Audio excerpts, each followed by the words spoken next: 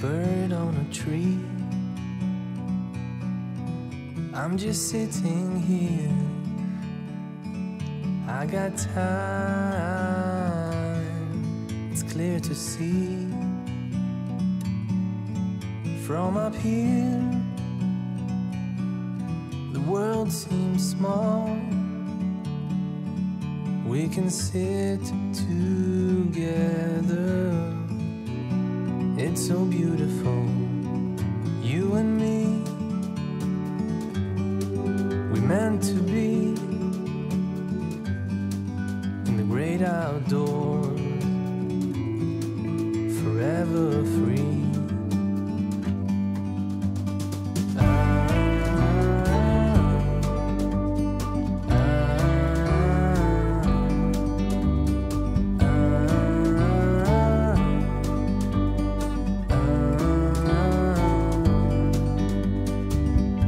Sometimes you need to go and take a step back to see the truth around you. From a distance you can tell.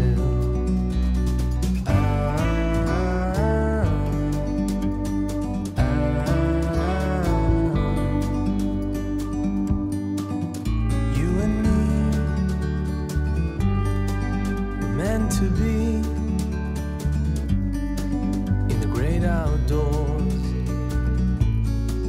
forever free. You and me,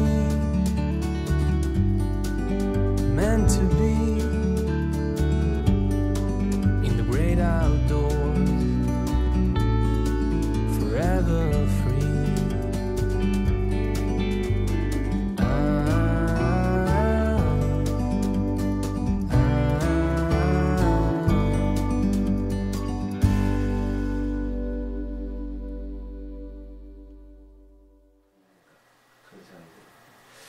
여기에 수덕여관이 나오는데요.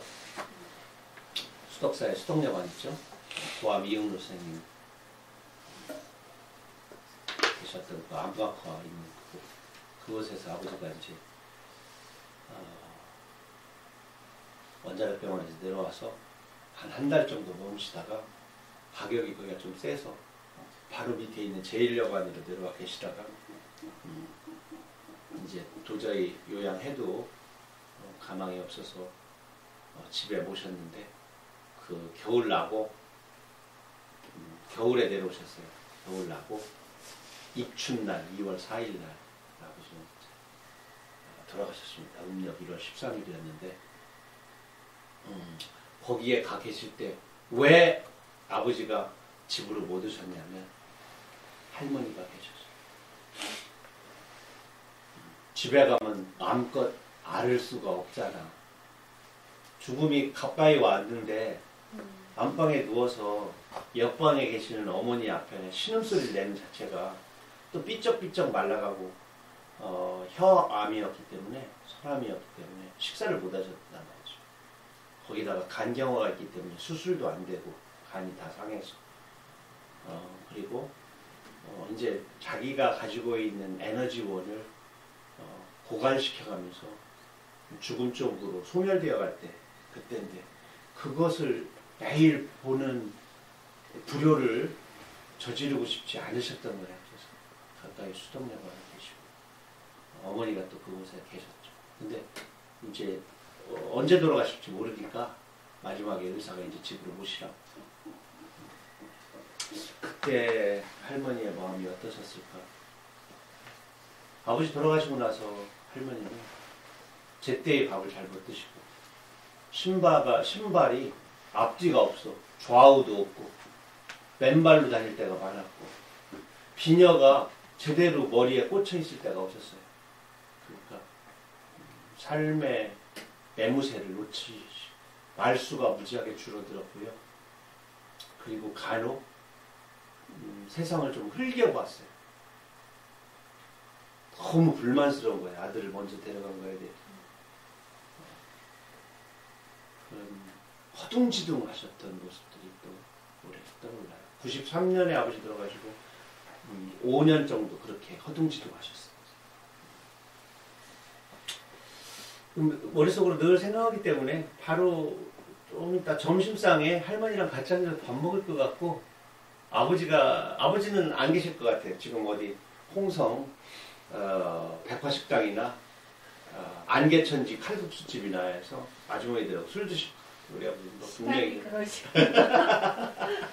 이렇게 늘어는 날 간 천엽 좋아하셨으니까 간 천엽하고 아마 시장에서 선양소주 드시고 계시겠죠. 그리고 아마 눈길에 묘목을 사오시겠지. 우리 아버지는 꼭 나무를 사오셨어. 내가 간 다음에 얘들은 커서 너들 다 입속으로 들어갈 거라. 고등어라든가 조기 같은가 이런 것들은 먹으면 끝나잖아. 그 아버지 손에는 가시가 많이 달린 나무들, 우리 시골집 텃밭 안에는 그때 아버지가 술 취해갖고 들고 온 나무들이 많이 아직도 살아있습니다. 다음 설렘과 그늘 사이에 사는 것. 요 작품은 길어요. 그래서 제가 읽을까요? 아니요. 여기서부터 읽으려고요. 어디요? 한 가지만 더 말씀드리고 글을 맺을게요. 시인은 누구세요? 찾았습니까? 네. 그거 빼고 시인부터. 네, 시인은 설렘과 시인은 설렘과 그늘에 민감한 사람이라고 생각해요. 설렘이 사라진 시인의 생은 시가 사라진 생이겠지요. 설렘을 놀람이라고 말해도 괜찮겠지만 그 일렁임은 다른 것 같습니다. 세발 자전거를 타고 달나라에 가려는 사람이 시인이라고 생각해요. 세발 자전거를 타고 달나라에 간다고 하면 사람들은 미쳤다고 하겠지요. 기발한 생각이라고 놀러하기는커녕 놀림은 당하겠지요. 하지만 시인은 허공을 달리기 위해 브레이크를 손질하고 바퀴에 바람도 넣지요. 새들하고 부딪히면 안 되니까 따르릉 소리도 울려보겠지요. 설렘으로 가득 부풀어 오른 가슴을 내밀고 하늘을 날겠지요. 한편 그늘이란 것은 참 서늘하지요. 내 소리에는 그늘이 없어.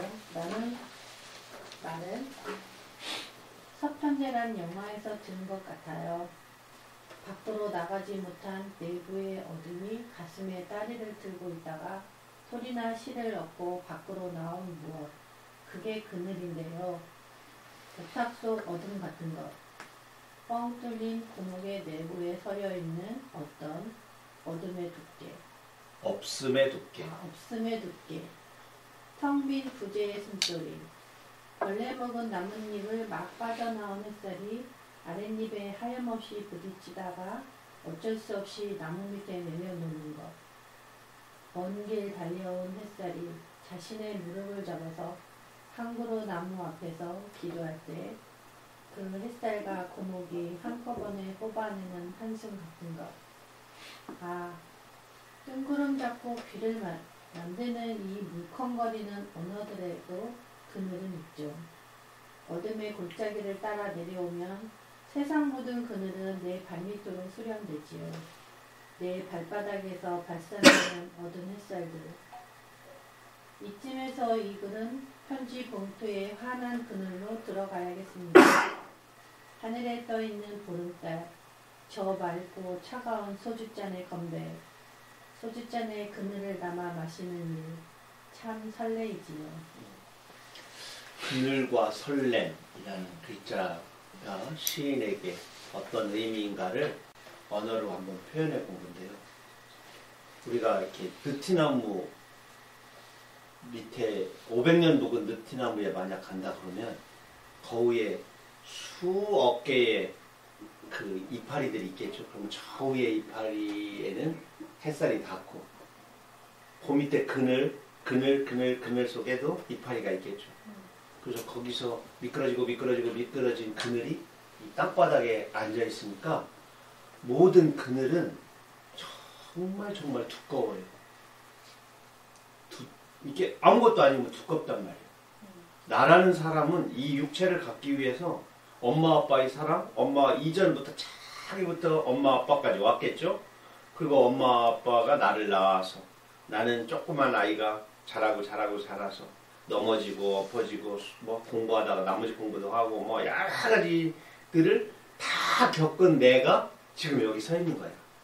그래서 내 몸이 만들어내는 작은 그 그늘도 사실은 억만 세월의 두께가 거기 있는데 그걸 또 만들어내려면 저 꼭대기에 있는 태양이라는 곳에서 빛이 나와서 무한천공을 오다가 대기권에 다시 들어와서 또 이 광속으로 와서 나라는 또 몸을 만들어야 그 그늘이 만들어지잖아요. 그래서 언어도 모든 언어는 다 그렇게 두께가 있어요. 누군가 맨 처음 한 말이겠지만 입에서 입으로 해서 어떤 의미를 갖게 되잖아요. 사랑이라는 말을 처음 한 사람이 만들어낸 표현에서부터 현재까지 오는 동안. 그러니까 모든 언어도 그러한 그늘의 두께를 가지고 있고 또 한숨도 있고 어둠도 있고 웃음소리도 있고 그렇다는 말입니다. 시인들이 글을 쓰고 언어를 쓸 때 그런 것들을 감안해 보는 거죠. 가늠해 보는 거죠. 그냥 막 국어사전에 있는 것을 꺼내서 아 이런 뜻이구나. 그러니까 독자들이요 이런 뜻이야 라고 사전적 의미만이 아니라 오랫동안 서려있는 품고 있는 그런 것들을 어디 글 속에 어디에 그걸 놓을 것인가를 고심하고 세밀하게 생각하는 것도 필요하다. 그 언어를 만난 사람들의 가슴 속에 들어가서 분명 어떤 이미지의 집을 짓거든요. 이야기는 색깔도 만들어내고 또 심장도 쿵쾅거리게 하고 그런 걸 좀 헤아려야 돼. 그래서 내가 이걸 글로 써야지 하는 설렘이 독자들 가슴 속에서도 설렘으로 이어지도록 해야 작가가 최선을 다한 것이라고 생각합니다. 제가 그렇게 잘한다는 것이 아니라 노력한다는 뜻입니다. 제가 결혼을 딱 한 번 했습니다. 18살 10월 31일에 지금의 아내를 만나가지고 연애를 했는데 그 장인 어르신 지금 돌아가셨지만 하신 일이 야매라고 그러죠. 치과의였어요. 일본에 가서 본인으로 징용을 당해가지고 일본 가서 있다가 나중에 왔어요. 다시 군대를 또 가요. 국방수기 됐군요. 우리나라에서 이제 군대를 또 가는데 또 일본에서 뭐 했어? 그러니까 일본에서 의무병을 하면서 그 의무병에서 일본에서 이 치료하는 걸 배웠다. 그러니까 국내에서도 이제 그 일을 했겠죠. 그 나왔는데 이 대학을 안 나왔잖아. 군대 생활하는 6년 동안 이만 갖고 생활했으니까 이는 잘 만지고 치료하고 금리빨도 잘 만들고 틀니도 잘 만들지만 정규 과정의 의사가 아니잖아. 그러다 보니까 이제 와서 일을 하면서 이 뽑아주는 거 그런 거 하겠죠. 그러다가 조금씩 이제 금도 녹이고 이렇게 해가지고 이제 했는데 재밌는 건 제가 간혹 가보면 그거를 수사해야 하고 잡아가야 될 사람들이 와서 치료를 많이 받아. 동네 시골이니까 간혹 아마 뒷돈도 좀 드렸겠지. 그래서 했는데 그것만 하신 게 아니라 평생을 봉사하셨어요. 늘 불 끄는 복장, 의용소방대 그를 가까운 곳에 있고 장모님하고 장인 두 분 다 의용소방대에서 나중에 이제 그 장애인으로서는 의용소방 대장 민간 소방. 그러니까 부여 시내에서 너무 먼 시골이니까 불이 나면 그 사람들이 오기 전에 다 타버린단 말이야. 그래서 조직된 민간 소방대야. 갈고리집에 갈고리 빨간 대나무에 갈고리 있는 그것도 있고 또 복장도 있고 그걸 되게 자랑스럽게 생각하시고 자주 출동도 하시고 그러셨던 것 같습니다. 그 화단에 가면 빈 병을 이렇게 땅을 파가지고 빈 병을 이렇게 쭉 세워서 화단 그 테두리 있죠, 테두리 화단석으로 병을 꽂아놓은 거. 예전에 그런 경우가 좀 있었어요, 많이. 코카콜라병, 소주병, 코카콜라병, 소주병 이렇게 해서. 나 그런 집 좋았어요. 왜냐면 발로 툭 차면 여섯으로 바꿔 먹을 수 있어요. 하나 빼고 이렇게 해놓으면 좀 느슨하게 또 맞아. 그 동네 가까이야 그런 집 아는 화단이 있으면 이렇게 눈치 보고 몰래 들어가서 하나씩 뽑아서 엿 바꿔 먹은 추억이 있습니다. 어렸을 때니까 그렇게 많이 혼나지는 않았는데 그런 기억이 나네요. 근데 거기 마당이 돼 있어요. 그래서 그대로 쓴 겁니다. 빈 병의 얼굴. 근데 이게 병이요, 순환하다 보면 유리병이잖아요. 밑에 이게 우리처럼 이렇게 식탁에만 놓이는 게 아니라 옛날에는 돌 위에도 있고 뭐 흙 위에도 놓이고 굴러먹는단 말이에요, 병이. 그러니까 병이 동그란 테두리에 하얗게 상처가 나 있어. 이렇게 동그랗게 달무리 마냥. 그러니까 또 그놈을 거꾸로 박았으니까 거기를 사람들이 밟고 이렇게 지나니까 더 거기가 스쳤죠. 빗자루질도 하고 이러니까. 그래서 이 빈병의 밑에 이 하얀 이 부분을 시로 한번 써볼까? 그러고 보니까 치열하고도 좀 닮아있네. 이 집은 무면허 치과 의사가 사는 집인데 이렇게 해서 그걸 맞춰서 시를 썼어요. 근데 이 시를 썼을 때가 1994년 첫 시집이 나오던 해에 아직 시집이 안 나왔어. 근데 이 시가 그 시집으로 들어갔으면 좋겠는 거야. 그래서 머릿속으로 생각하는 거야. 늘까 말까 늘까 말까. 한 3편 늘까 말까 고민했어. 그래서 제가 용기를 냈어요. 나 이번 시집만 내고 다음 시집 안 내는 거 아니지. 이번 시집 내놓고 만약에 시가 안 써지면 어떡하지? 적어도 이 3편 정도는 있으니까 그냥 견딜만 하겠구나 저거. 그래서 남겨놨어요. 그래서 이 시는 출전이 2번째 시집이에요. 풋사과의 전사 96년도. 야, 지금 33살 때인가? 지금은 이제 35입니다. 안 웃겨요? 고맙습니다. 믿어주셔서. 빈병의 얼굴. 무면허 치과의로 사가버린 그의 앞마당. 화단가에 빈 병들이 물구나무 서 있다. 포장마차로, 골목 슈퍼로, 쓰레기통으로, 다시 공장으로 몇 차례 불러온 병도 늙으면 백발이 된다. 희끗희끗한 상처를 낡은 가발처럼 뒤집어 쓰고 돌아가고 싶은 듯 목 언저리까지 채운 흙, 주둥이를 받고 있는 얼굴이 한결같이 둥글다. 때론 화려한 조명 아래서 즐겁기도 했을 맥주병이 그중 흰머리 흩날리고 있다. 알고 보면 수수 울타리 사이 토끼 풀꽃이었거나 뻘밭 소금 바람 속 개망초 여인이었을 옛 슬픔을 잊으려는 출구를 틀어막고 있는 빈 병들의 침묵. 그의 앞마당에서 마지막 꽃밭을 지키고 있다. 지금까지 만들어온 의치 중에 저토록 고른 치열이 있을까? 똑같은 키로 살 비비고 있는 이홉들이 소주병.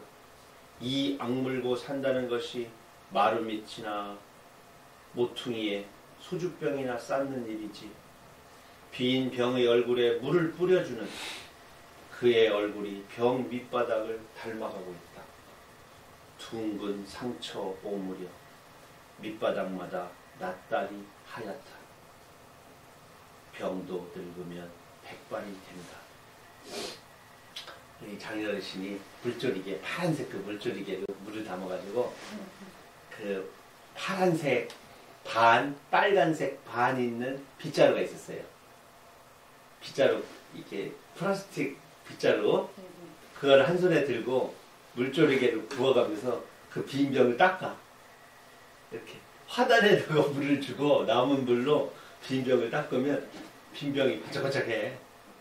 그런데 닦아놔도 그 빈 병의 그 밑바닥 병 밑은 동그랗게 허연 가발처럼 또 낫달처럼 이렇게 보였던 모습을 가지고 저 병들이 화려했던 술집에서 있을 때 그 앞에 앉아있던 화려한 술집 아가씨들도 사실은 보면은 출신 성분이 다 가난하고 누추한 곳에서 화장 딱 짙게 하고 거기 잠깐 머무르는 거잖아요.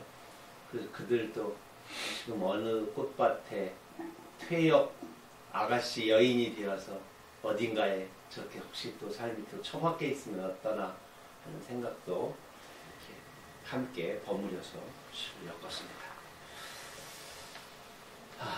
또한 우리 동네에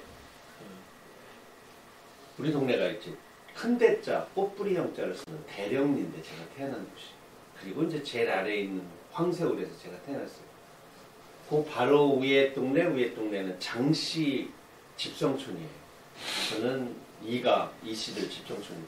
이씨들은 본래 산 너머의 동네하고 한 동네였어요. 근데 일제강점기 때 타성과 지역 막 섞어놓잖아요. 우리나라가 집성촌으로 돼 있어서 아주 별집이 잘 되는데 그걸 깨트려 놓으려고 리를 다 쪼개놔요. 그래서 우리가 장씨들하고 같은 동네였는데 그 가운데에 있는 가곡, 아름다울 가자, 골곡자를 쓰는 가곡에 이제 방앗간이 하나 들었어요. 텅텅텅텅텅 그 방앗간 가보면 그 거대한 발동기를 보면 막 심장이 쿵쾅거리죠. 참 크고 그 피대라고 그래가지고 그 벨트 그것도 많이 보고 또 거기에 우마차 끌고 가려고 소가 말목에 이렇게 묶여있고 또 왕겨 가마니 이런 것들 보면 뭔가 웅장한 느낌 그리고 그 쌀을 싣고 오는 아저씨들의 그 더운 숨소리 또 막걸리 이런 것들을 자주 그 방앗간에서 보게 되죠. 그런데 그 방앗간이 이제 서서히 시간이 지나서 어느 순간에 서천 어딘가를 지나는데 방앗간이 하나 있는데 너무 큰 방앗간이야. 근데 문을 닫았더라고. 그래서 제가 지나가면서 그런 생각을 했어요. 야, 저 방앗간에다가 그대로 놔두고 발동기도 놔두고 벨트도 그냥 놔두고 거미줄도 그대로 놔두고 대충 바닥에 막 그 기름때 그것만 잘해서 탁자를 놓고 바람막이만 좀 하고 막걸리집 차리면 얼마나 좋을까. 그 술집 이름도 내가 정했어. 참새와 방앗간. 근데 나중에 보니까 거기가 리모델링 돼가지고 이제 무슨 화가들 전시 공간으로 쓰고 요즘에는 카페로 찻집으로도 많이 바뀌고 그러더라고. 근데 제가 생각하던 데는 좀 빨리빨리 저도 몸을 움직였으면 저도 부자 됐을 텐데 그래서 생각을 했어요. 하긴 했어요. 그런데 생각을 했다는 것을 제가 한참 있다가 나중에 시로 쓴 겁니다. 이건 좋은 술집. 한번 읽어주실래요? 무슨요? 좋은 술집 이정록. 예쁜 하나는 동방죽고 문 닫은 방앗간을 헐값에 사들여서 술집을 내는 곳이다. 내 고향 양지편 방앗간을 1호점으로 해서 삼세와 방앗간을 100개, 1000개쯤 여는 곳이다. 그 많은 주점을 하루에 한 곳씩 어질어질 돌고 돌며 술맛을 보는 것. 같은 술인데 왜 맛이 다르냐. 소통도 섞으며 주인장 어깨도 툭 쳐보는 것이다. 아직도 농사를 짓는 칠순 노인들에겐 공짜 술과 안주를 올리고 가난한 농상꾼의 자식들에겐 막걸리 한 주전자쯤 서비스하는 것이다. 밤 10시나 12시쯤에는 발동기를 한 번씩 돌려서 식어버린 가슴들을 쿵쾅거리게도 하고 조금은 슬프기도 하라고 봉지쌀을 나눠주는 것이다. 마당엔 소도 두어 주어만이 내어놓고 발구지 위엔 벽가만이며 쌀가마니를 실어놓는 것. 몰래 가져가기 좋도록 쌀가마니나 잡곡 가마니에 왕겨나 쌀벼라도 거짓 흑살도 묻혀놓는 것이다. 많고 많은 품 중에 내꿈 하나는 오도독 생쌀을 씹으며 돌아가는 서늘한 밤을 건네주고 싶은 것이다.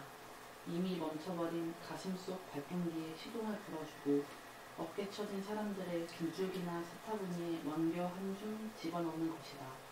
우통을 벗어 달빛을 털기도 하고 선우의 옷에서 건물도 떼어주는 어깨동무의 밤길을 돌려주고 싶은 것이다. 문두렁이나 자갈길에 멈춰서서 짐승처럼 일부짖게 하는 것이다. 아이고 이렇게 살면 어떡한디야. 야 가슴속 발동기를 한번 시동을 다시 한번 걸어주고 싶다.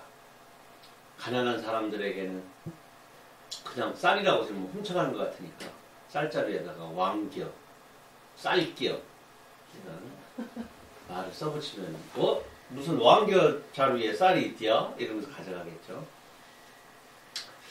그런 어떤 나눔, 또 잃어버린 꿈에 대한 어떤 새로운 시동, 출발 이런 것들을 우리가 방앗간의 그 발동기의 숨소리, 그 거대한 힘, 어떤 수컷다움, 뭐 고전적으로 말하는 수컷다움, 또 섬세한 배려,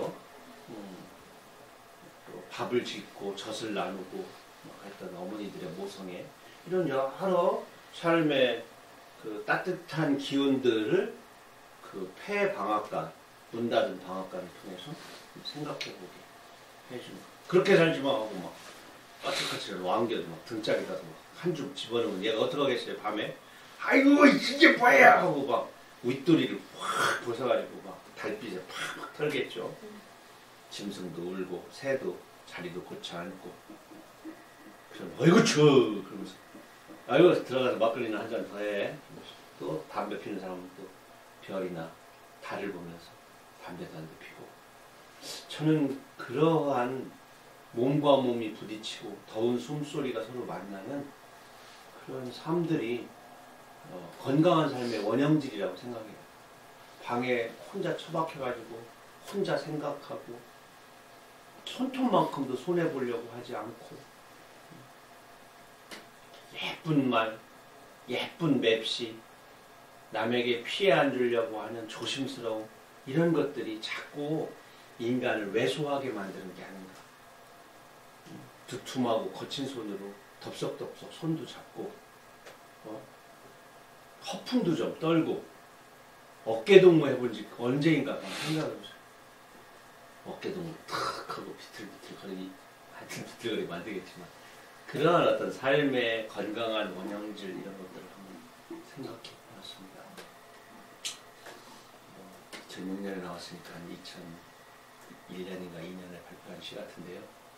한 3, 4년 전에 쓴 시 같습니다. 아이고 35살이니까 제가 10대 때 쓴 시처럼 제가 얘기했네요. 죄송합니다.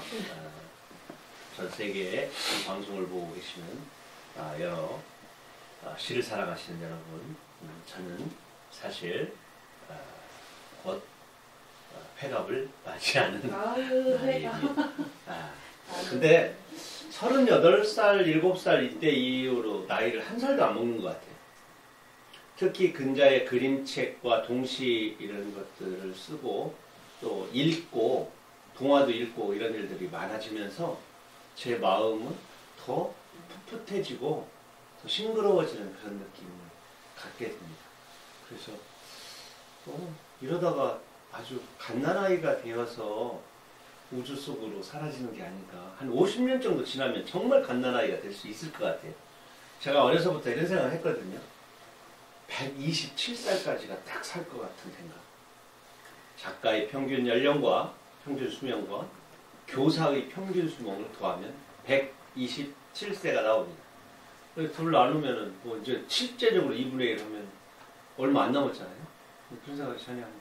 큰 사고가 없다면 지금의 건강 상태를 보면 정말 많은 글들을 더 생산하고 좀 더 천진하고 순수해진 어린이가 되어서 깨끗한 나라로 가지 있지 않을까라는 희망을 이번에 가져봅니다. 아마 남들도 다 그렇겠죠. 이 시 속에 보면 70세가 나오잖아요. 아직까지 농사를 짓는 70세. 그런데 이 시를 쓸 때만 해도 이랬어요. 그런데 지금은 여기 90세 정도로 바꿔야 됩니다. 85세. 70세면은 요즘에 그냥 동네 청년이에요. 제가 지산 1, 2 마을학교 들어가서 갑자기 그걸 해달라고 그래서 자화상 그리고 시 한 편 쓰는 거를 5회를 했어요. 거기는 막 이렇게 지원금을 많이 하는 게 아니고 정말 조금 이렇게 민망할 정도의 그런데 정이 들었어요. 거기 계신 분들 명패 만들고 당신은 무엇이 되고 싶었어요? 쓰는 순간 거기서부터 눈물을 흘리는 거예요. 자기는 법관이 되고 싶었다. 가수가 되고 싶었다 한 분은 정말 노래를 잘하시는데 아버지가 가수가 되면 기생이 된다고.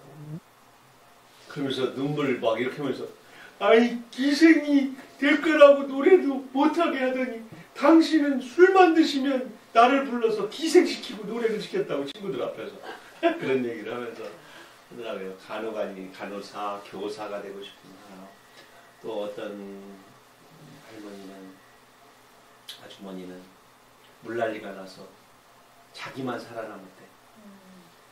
맨날 울고 그러니까 아주 이른 나이에 열차를 태워서 내리기만 한 거지. 천안역에 딱 내리니까 가마가 준비돼 있어가지고 가마 타고 시집 그런 분도 계시고. 그래서 지금 남편분은 너무너무 잘해주시더라고. 자기는 글자도 모르고 초등학교도 못 가고 국민학교도 못 갔는데 당신 신랑은 중학교를 나와서 글자도 다 알고 한자도 알고 그리고 자기가 이제 많이 울 거 아니에요. 우울증도 있고 지금도 그러시대요. 근데 그 좋은 남편 만나서 자식들도 참 잘 컸고 그런데 지금도 너무 우울해서 간 빠지신다고. 좀 그런 분들 만나서 또 얘기하다 보니까 참 울컥하대요. 그런데 거기에도 최고령 학생이 94세. 너무 젊어서 저는 자퇴하겠습니다. 65세. 그래가지고 75세, 74세 이런 분들, 93세, 94세 자퇴하신 거예요? 네? 자퇴하신 거예요? 네, 자퇴. 졸업식장에도 안 나타나셨어. 그런데 재미있었던 거라보다 울컥했던 거는 하루에 한 번씩 제가 반장을 시키거든요. 돌려가면서. 반장 한 번도 못 해본 사람. 학교를 가봤어야 반장을 해보지. 네, 그러죠. 그럼 오늘 반장 한번 해보라. 그럼 어떻게 차례 경례만 하면 된다고. 그래서 인사를 하고 이제 끝나고 시작과 끝나는 정리하고 이제 그 인사만 시키는데도 그냥 그거 한번 하는데 그렇게 뿌듯해 하셔. 마을 학교에 와서 반장 한번 해봤다. 즐거운 시간 가졌습니다. 근데 거기에 그분들 지금 농사 지신단 말이야. 50대. 반농사도 하고 텃밭은 즉 거기에 65세 한 분은 너무 젊어서 어른들한테 미안하다고 그러더라고. 자기가 나보다 나이가 많으신데 자기가 젊어서 어르신들한테 미안하다 그런 말을 들었어요.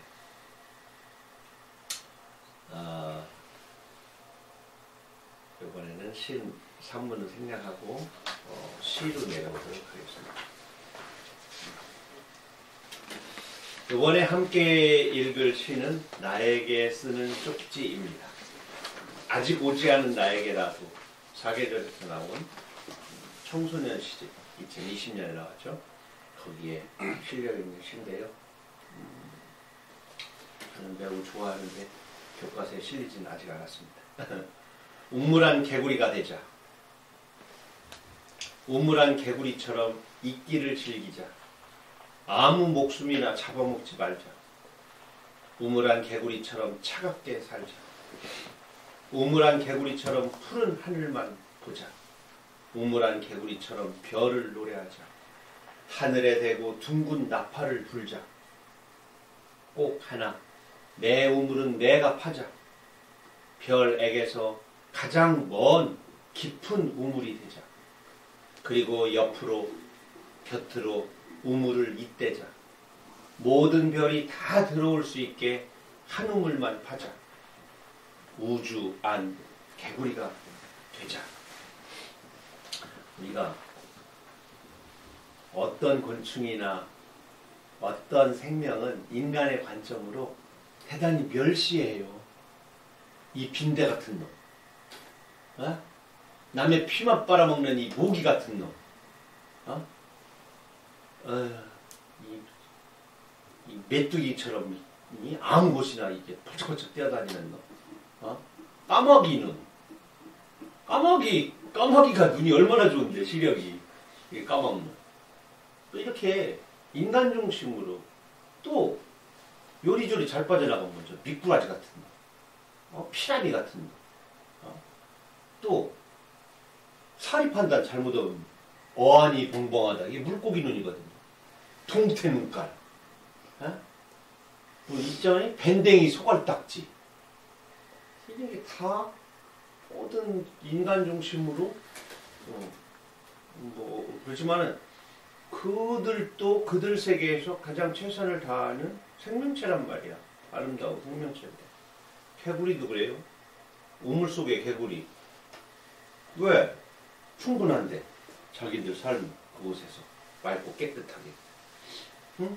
아니 우물 속 개구리는 이끼 먹고 얼마나 잘해. 개구리가 사자 뜯어먹진 않잖아요. 아무 목숨이나 막 잡아먹죠. 차갑게 살잖아요. 참피동물이에요, 개구리는. 그래가지고 사람이 개구리를 이렇게 잡으면 인간으로 따지면 그 닿는 자리가 화상을 입어요. 선도 화상을 입어. 살갗이 익어. 인간의 온도가 높아서 개구리를 이렇게 잡고 있으면. 그래서 개구리를 오랫동안 이렇게 손으로 잡고 있잖아요. 그러면 개구리 배가 이만큼 올라요. 안에서 부패해가지고 죽어버려요. 배가 잡아서 죽는 게 아니라 익어버리는 거예요. 안에 창자가 그 인간이 아주 몹쓸짓하는 것 중에. 내 손은 내가 생각할 때 따뜻하지. 개들이 생각할 때는 거의 끓는 물에 지금 들어가 있는 그런 걸 느낀단 말이에요. 우리가 개구리 함부로 잡아가지고 장난치고 그러면 안 돼. 우물 안에서 별 탁 쳐다보면서 밤새 노래 부르잖아요. 하늘에 대고 둥근 나팔을 불자. 요걸 그대로 한자로 쓰는 게 말씀원자리예요. 말씀원이 밑에가 입구자가 있고 위에 한일자가 4개 있잖아요. 그 한일자 4개가 하늘을 향해 부는 나팔이야. 그러니까 하늘에 대고 둥근 나팔을 불자. 위에 있는 노래가 그러니까 시야. 시를 사랑하는 개구리 얼마나 멋져요. 응? 내 우물은 내가 파야지. 그래서 곁으로 우물을 잇대면 그 우물이 곧 거대한 대양이 되겠죠. 그러면 하늘에 있는 별이 그곳에 다 비치겠지. 그래서 결국 작은 우리가 말하는 우물은 이제 우주가 되어버리겠죠. 주체적인 나는 똑같고. 그래서 우리가 전문가다 말할 때 그냥 아무 곳이나 싸돌아다니는 것이 아니라 한 자리에서 깊고 넓게. 그 깊이는 누가? 하늘이 들어올 수 있으면 깊은 거예요. 별이 빠질 수 있으면 깊은 거예요. 뭐가 넓은 거예요? 넓은 거는 우물이 넓은 게 아니라 옆에 있는 다른 사람의 우물과 잇대었을 때, 그때 그거를 우리는 심리적으로는 포용이라고 하죠. 그리고 요즘에 새로운 나온 말은 이제 융합이라고 하죠. 옆에 있는 우물, 옆에 있는 계곡, 이런 것들을 계속 잇대면 그게 융합이죠.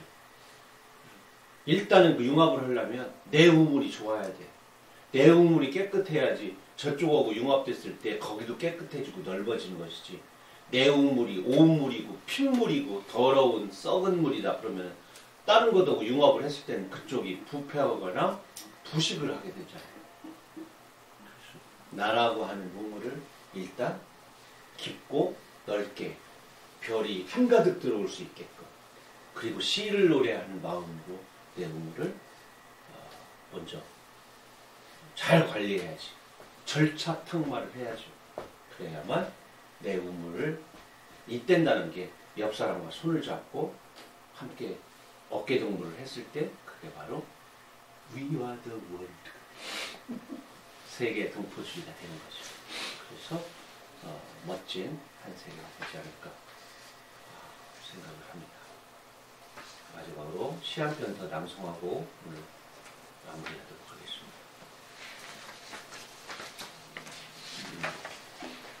제가 1시간에 이걸 다 하겠다고 준비해왔지만 여기다 보니까 5시간 정도 되는 분량인 것 같아요.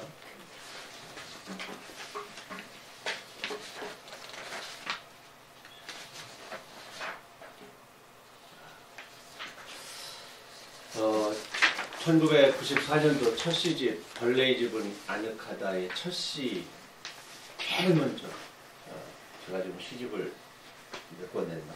11권 냈나요? 그리고 12권 냈나? 이제 세진줄 안 모르겠어요. 청소년 시집 2권 더 있고 동시집 4권 더 있으니까 16권, 18권인가? 아이 잘 모르겠네. 하여튼 많이 냈어요. 맞네요. 많이 냈는데 그 많은 시집의 첫 시입니다. 서시. 서시라는 게 시작하는 시. 내가 지금까지 앞으로 시인으로 계속 살 거야. 그래서 이 시를 첫 자리에다 놓고 이 마음을 잊지 않을 거야. 뭐 이런 약속이죠. 마을이 가까울수록 나무는 흠집이 많다. 내 몸이 너무 성하다. 아, 짧아요. 시적 화자인 내가 마을을 떠나지 않겠다. 마을을 가까이 사람들과 하다 보면 나는 상처를 많이 얻게 되겠지만 그 흠집을 노래할 것이다. 그런데 현재 나는 아직 마을에 가까이 다가가지 못하고 그래서 아직 흠집이 많지 않다. 그러므로 두려워하지 않고 공동체와 함께하는 그런 시를 쓰겠다. 나 혼자 가는 것이 아니라 사람들과 함께 가는 시를 쓰겠다. 이런 약속이었는데 현재까지 잘 왔는지는 잘 모르겠습니다. 잘 왔는지는 모르겠지만 부단히 열심히 쓰고는 있습니다. 앞으로도 여러분들의 사랑을 부탁드립니다. 어디가 아프세요? 코로나 전국에서 좀 정말 온 세상 아이들이 한꺼번에 마스크를 썼던 적이 앞으로도 있어서는 안 되지만 그런 걸 우리가 겪었잖아요. 저는 한편으로 이 아이들이 이 3년, 4년 태어나자마자부터 마스크를 쓰고 세상이 병들었다는 것을 부모한테 들어서 조심해야 된다는 이야기를 들었던 이 세대들이, 전 세계 이 세대들이 20대가 되고 30대가 되고 40대가 되었을 때 이 세대들이 전쟁을 일으켜서 세상을 완전히 망하게 할 것인가, 아니면 이 세대들이 세상을 다시 리셋, 초록별로 다시 바꿀 것인가에 대한 기대가 많습니다. 두려움도 있습니다. 그러면 그 두려움을 기대로 바꾸는데 무엇이 필요할까 고민하다가 제가 2020년 코로나 생긴 한 5달, 6달 여태 지날 때쯤에 이들에게 나중에 읽힐 수 있는 그림책부터 써야겠다 해서 썼던 것이 시간이 좀 이제 그림책이 금방 나올 수 없어서 그림 그리는 작가의 목도 있고 또 출판사 좀 잘 만나야 되고 그래서 지금 12월 27일 날 어디가 아프세요가 이제 나오게 되는 겁니다. 그 책들이 정말 어린이들한테 어떤 마음으로 그들에게 닿을 것인가, 또 어떤 자세로 읽어줘야 하는지는 제가 지금 말씀드린 대로 이런 세상을 다시 위기에서 구원해내는, 탈출해내는 그런 어른들이 의지가 담긴 마음으로 읽어주셨으면 좋겠는데, 그거를 듣고 크는 아이들이 나중에 어떻게 잘 좋은 쪽으로 승화되고 변화했으면 좋겠다는 기도와 기원을 담았습니다. 이제 마무리하겠습니다. 눈이 많이 내렸습니다. 저 눈 속에서도 무생명들이 봄을 기다리듯이 우리 마음속에 있는 봄의 씨앗들을 잘 가꾸는 그런 겨울이 되었으면 좋겠습니다. 감사합니다. 감사합니다.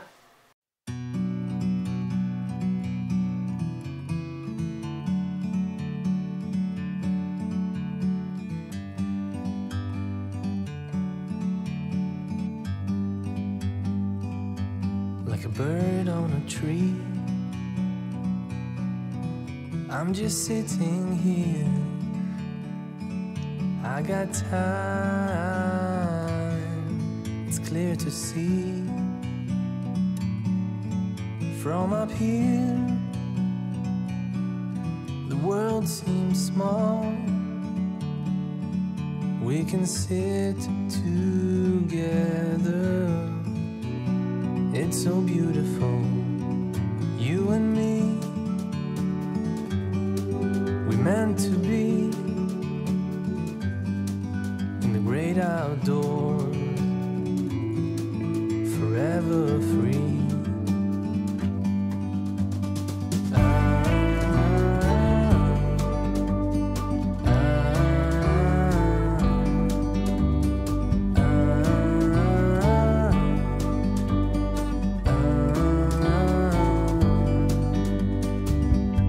Sometimes you need to go and take a step back to see the truth around you. From a distance you can tell.